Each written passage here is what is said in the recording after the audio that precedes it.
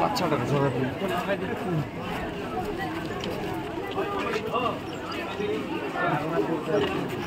আজি মই এইমাত্ৰ আহিলোঁ ভোটদান কৰিবলৈ আমাৰ ৰূপহীয়াত বিধানসভা সমষ্টিৰ 19 নং কৰ্মাভূতি খণ্ডত মোৰ ভোট ইয়াত নিৰ্দিষ্ট আছে। মই এইমাত্ৰ ভোট দিবলৈ আহিছোঁ আৰু এতিয়ালৈকে ইয়াত যিটো ৰাইজৰ উৎসাহ দেখা পাইছোঁ, একদম কাহিলী পোৱাতেই বহু লোক ওলাই আহিছে ভোট দিবলৈ।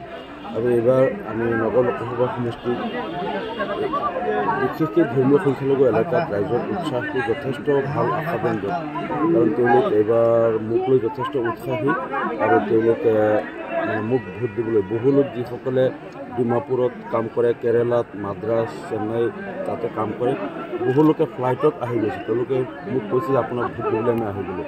গতিকে আমি এটা আশা কৰিছোঁ যে এইবাৰ আমাৰ কাষ্টিং ৰেটটো অলপ বেছি হ'ব, কাৰণ ৰাইজৰ যিটো উৎসাহ উদ্দীপনা আৰু মোক ভোট দিয়াৰ যিটো আগ্ৰহ, মই ভাবিছোঁ যে এইবাৰ কাষ্টিং বেছি হ'ব। দূৰত থকা মানুহো বহুত আহিব। গতিকে সেই কথাটো মোৰ কাৰণে এটা ভাল খবৰ হ'ব আৰু আশা কৰোঁ যে এই সামগ্ৰিকভাৱে এই সকলো কথাই মোক যথেষ্ট সহায় কৰিব আৰু মই বিপুল ভোটত জয়লাভ কৰিম। আপোনাৰ মূল প্ৰতিদ্বন্দ্বী?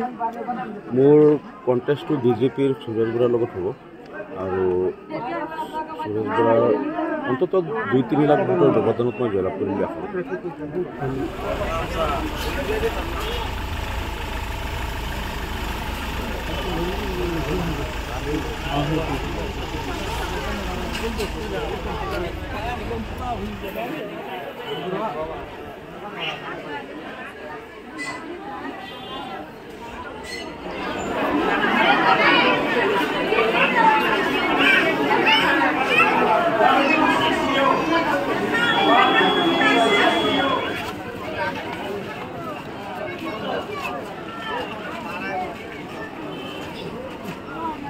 বাচ্চাটা